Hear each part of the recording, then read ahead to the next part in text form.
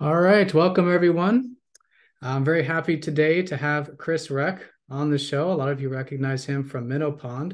I think you're the largest tarot YouTube channel, are you? You gotta I'm be. pretty close. I mean, I think there's like two, maybe two ahead of me, but pretty Okay. close. Yeah, Yeah, it's massive. You have close to 800,000 subscribers. yeah, almost. Yeah, that's wild. You get your YouTube gold emblem Yeah, here pretty soon. right. That's Yeah. awesome. Yeah. But a lot of you already know who he is for tarot, leading tarot reader on YouTube and other places too. You have a Twitter and Facebook and all that good stuff as well, right? Oh yeah, all the good stuff, right? Nice. All right. So we'll put all his links down below. But yeah, really excited to have him because I want to dive deep into tarot in terms of how does this really apply to astrology? Because there's a lot of information out there that kind of gets lost in the weeds a little bit in terms of like how tied is tarot to astrology? How can we use tarot with astrology more accurately? And where I really want to take it is what are the roots of tarot and where do they come from? And how do we know that the system we're using today is the traditional system and what that means and all that good stuff. So yeah, Chris, thanks for being on. Uh, Yeah, thanks for having me. you're very welcome. All right. So the first question I have here is, so what is the origins of tarot in your view? Like, where does it originate from? Yeah, I mean, originally tarot was just a game that is played. I don't really know much about the game, but it was just a game that was created, and originally it only had like four suits, and so it was just like a regular, card playing game. And yeah, that's pretty much where it started. And well, actually, the actual tarot itself, the meanings and everything, they weren't added till much later. So kind of like the deck of cards. Is it like similar? Because I know the suits are similar. Yeah. Unfortunately, I actually had one of the original tarot decks. It's not an original, obviously, but they have recreations, and I used to have one, and I was looking for it before this interview, and I can't find it. But I used to have one of the originals. It's pretty close, like one of the. Well, it's not one of the originals. There's many versions of it, but it's pretty similar to tarot, but it is different. And I've seen you do readings before on your channel, drawing the Yeah. spades, like the original Mm. uh, cards. Yeah, I think it's kind of interesting because I think there's a debate as to whether like what was read first. Because tarot, the playing cards are a little bit different. That was also a playing card game, obviously. Some people, I actually did research on this years ago because I used to get people who would roast me all the time for reading the playing cards. They're like, "Oh, you're playing cards like tarot." I'm like, "Well, actually, playing cards came first," and so. But the interesting thing is, if you research it, like some people say, "Oh." Playing cards were like 14th century, and then the tarot came in like the 15th century. Then other people say that tarot came in the 14th century, then the playing cards came in the 15th century. So I don't know. There's like some conflicting information even just about playing cards versus actual tarot as well. Interesting. Okay, but that's everyone's pretty agreed that that's about the time when they started to surface, 14th, 15th Well, century. 14th, 15th century is when the game was created, and yeah, it wasn't until like the 18th century when actual tarot meanings were added on to the tarot. Huh. Okay. So there's a strong likelihood that it didn't start as like a sort of predictive tool or something, right? Yeah, it was never like, the original game was created in Italy, but the actual first meanings, come from the Kabbalah. And, that Hmm. wasn't added until, it was added in like France, I believe, and that wasn't until the 18th century. Hmm. Okay, I thought for some reason I thought it was much older. I mean, that's still very old, but Yeah. yeah, for some reason I was thinking it originated before that. But that actually puts a lot of things into context because that's the Middle Ages and that's when we Yeah. started to see the Renaissance and all that. Right. Um, okay, interesting. So so obviously astrology was established before that. Hmm. So do you believe that once, well, I'll just go to the fundamental. Do you believe that the playing cards or whatever the original cards were, do you think they drew from astrology at all? It doesn't I don't think seem. on the, it was, it was Pamela Coleman Smith who added the like astrological context to tarot, and actually, Aleister Crowley as well. He had the Thoth deck, which is different than just your regular old Rider Waite here. And so I think it was Crowley who was actually probably the first person to put, astrology onto the tarot. That's way later. So Yeah, way Crowley later. Yeah. was like that was 19th century. When was Crowley? Yeah, 19th century. Yep. I see. Okay. Yeah. So he was probably trying to figure out like the synchronicities between the two, let's say, or like how the patterns sync up, I would imagine. Yeah, I think, and also the Thoth deck, like I'm not actually very familiar with Thoth. I never use it, and but I believe that there's a lot of imagery in the Thoth deck that is tied to astrology. So, I think he was trying to like create an association between the two at that time. Gotcha. Okay. So yeah, it doesn't seem like there was something originally built into it with the astrology as far as I can see, and you as Yeah, well. right. Yeah, Okay. yeah. Okay, interesting. And Okay. even But yeah. no, I was just gonna say, even, it was originally Kabbalah, and then, it was they attached Kabbalistic meaning to the tarot, and then it came more esoteric with like, Pamela Coleman Smith, Crowley, and Okay.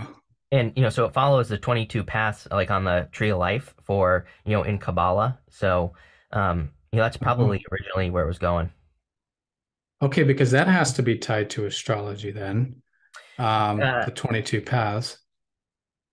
yeah. Would you Well, it's would tied you with the say? elements, so like earth, air, fire and Right. water. So yeah, Right, I see. And that's obviously astrology. We have the four elements as well. That's the four yep, suits yep. um, in the tarot.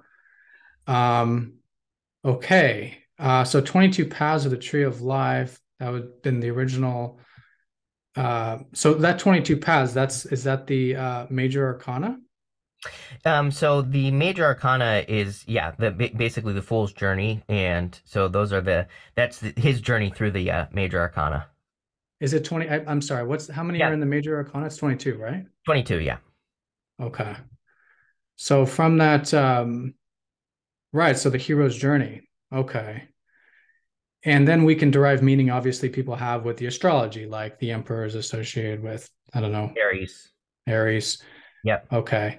Does it follow now that, because now it starts to get a bit convoluted, I can imagine, because now you have like Yep. Crowley's interpretation, then you have maybe an interpretation of the original 22 paths. Um, does your interpretation, because I know you're not like directly involved with astrology, but I know astrology is big for you, right? So Right. do you associate like the original meanings with the original astrology meanings to the tarot?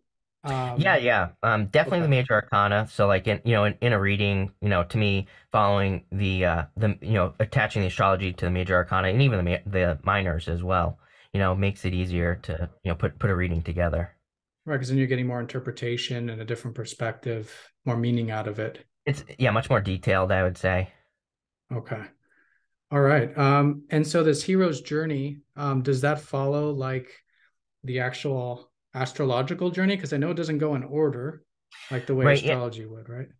Right. It doesn't really go in order. I think that it's just more about following, the fool's journey where, it's like the beginning, he's starting something, go to the magician, he's starting to, master his material world. And so but it kind of like follows all those steps. So that pattern makes sense. Like I've looked at the major arcana journey and like 100% makes sense to me Yeah. in terms of like them being in that order and everything. Um, but what's weird is that I would imagine that like the full would be maybe the Aries Pisces. I mean, I could Right. also see how that could be like Pisces and you start the journey there or something. What is the Yeah. fool associated with now? I personally read him as Aries. So, Oh, you do? yeah, Okay. yeah. And then And, is magician Taurus? and, No, because that would be the no, next sign. Aquarius. I read, well, Aquarius. see, I read in a weird order, but that's a personal thing. But I read him as Aquarius, So that's and not then that's not the traditional for magician. I think a lot of people, I think it is accepted to read him as Aquarius. Yeah, Oh, okay. yeah, Okay. So so that's matched there. So you see, so from my perspective, I'm like, okay, from Aries to Aquarius, from an astrological perspective, I'm like, right. okay, how does it go from that? But these are two totally different um hero's journeys. I mean, the hero's journey is the same. Like we can all Mhm. agree that like it follows that similar pattern. right, of self-discovery. Um, so then I'll just ask you, no, straight up then, why is the magician Aquarius instead of Taurus? Because he's kind of like that the innovator, that creative new beginning, I would say. He has, he needs to use innovation. He has mastery over all the suits that are in front of him. He can't just be like, oh, emperor, I can only use fire to create something, so I can only use courage or bravery and all this other stuff. He might have to use whatever is at his disposal. Yeah. And I mean, it totally makes sense because the magician Yeah. itself is drawing energy from the sky, and that's totally Yep. Aquarius, is like, drawing energy from the sky and Right. being experimental and everything, like a scientist in many And he's ways. also pointing at the ground, so like the water bearer pouring water onto Oh, the right. ground. Yeah. Right. That's so weird that it goes in order. So then my conspiracy mind kicks in. And I'm like, is it possible that maybe the order was changed? Like, which major arcana is associated with Taurus? So Empress, again, if we're going in order, we go from the Magician, High Priestess, which is Pisces, and then it goes to the Empress, which is Taurus, and then it would go to the Emperor, which is, Aries, and then it would go back to Taurus because it would go to the Hierophant next, and even after that, then it would be Gemini for the lovers, and then Cancer. Um, but so was Interesting. the order changed? I would say no, I don't think the order has ever changed. But the because there never was an order because it was a game. So it was just Hmm. the four suits. And then but what I will say is that the Rider Waite, and again speaking of the Thoth, it's like again I'm not very familiar with the Thoth, but I know that certain cards are kind of switched around. There are some the order is different. I see. So it seems like the order maybe wasn't originally built into it, like you're saying. It was just for the game. And Yeah, it was just for the game. Yep. was it, but the 22 major arcana were part of the game, or was it just the suits? So it's just the four suits, and then I think it was Pamela Coleman Smith who added the imagery. The her and Arthur Waite added the imagery and stuff like that. But I mean, so did they add the major arcana, Smith and Wade? Um, yeah, I think they did add. I'm actually not sure about that. I would have to look into that, but I'm pretty sure they added the most of the major arcana. I know some of the cards, like the Lovers, was originally the Crossroads, so it was more about making a decision or making a choice, for example. So, Hmm. I know that there were different, there was different things, different imagery going on there. Like different meanings Yeah, as well. Because the obviously, like, no one can contest that the um, minor arcana totally fits the pattern. I mean, yeah, one totally. to Yeah, one to, 0 to 10, um, using the four elements. Like, to me, that makes right. 100% sense. But then I get into this, major arcana, and I'm like, okay, Hmm. how were these implemented? Why were they implemented? Why do you think? Because was that integral to the game, the I majors? again, I think it was. I think that it has to do with. I think it was integrated for to create, be able to create a narrative. Basically, it's like if you're fortune telling, you have to be able to create a story, and so having the four suits is good. But having the trump cards, the major arcanas, is it allows you to kind of like weave that story. So I think that's probably why it was added. Yeah. So you're saying then that the major arcana came later, like as in the 18th century, for the predictive reasons? Yeah, I'm almost 100% sure that it was Pamela Coleman Oh. Smith who introduced the more of the major arcana. There might have been, again, I'm not 100% sure, but there might have been some other cards that were added that were there, but I think she added everything else, or her and Arthur Waite. I think they worked on the Pamela Coleman Smith deck, the Rider Waite deck, basically first. So the Rider Waite was like the first pictured deck with the major arcana. The original tarot had pictures, but again, it was just like the four suits. Kind of Right. like a playing card deck, but it did have pictures on it. It had, the jacks, queens, the court cards and things like that. So okay, so the major arcana was added later, uh, Yeah, for sure. And that's borrowing from the Kabbalistic tree right. of life, which, so you're saying Smith and Waite um borrowed the principles from the tree of life to create the major arcana? So it was actually a guy in France. I can't remember his name, but he's the one who attributed the like the Kabbalah to the tarot. And then Smith and Waite went more. Again, they added more esoteric. They added like the more esoteric imagery. The more that kind of like I don't know. I always think of the High Priestess as super like a super mysterious card, super esoteric. There's like a ton of imagery going on there, which was never I don't think originally there. I see. Okay. Okay. So this seems like they were trying to stay true to the original interpretations of where the game came from, because the game itself came from the Tree of Life, right? Or am I No, it was just a game. misunderstanding that? It was No, just a yeah, game. it was just a game. It was never used for fortune telling. It was never, it was just for fun, So the major just a plain arcana old is game. exclusively the Kabbalistic Tree of Life, the 22. That's I'm where they not sure got that. that. I think that's part of it, but again, I think there's two ways to look at it. Is like again the Kabbalistic way, which is the 22, tree life, and then I also think the Fool's Journey. They might be the same kind of, but I look at them as two, kind of different things. I see. Okay, yeah. Because it's even hard to confirm, in the like, that far back where they Yeah, actually drew yeah. a lot of their inspiration from, right? Yeah, because Yeah. even like I said years ago, I did a ton of research because like I was getting roasted in the comments for reading playing cards, and it's like there is no even saying that the tarot was originally a game, there isn't like much people still play it today as a game. So but it's still there's still like not a lot of historical proof or information about the original game. I see. Well, this totally makes way more sense for me now, because I didn't know anything about where the tarot came from. I didn't know Yeah. where the major arcana came from. Now it's all really solidifying things.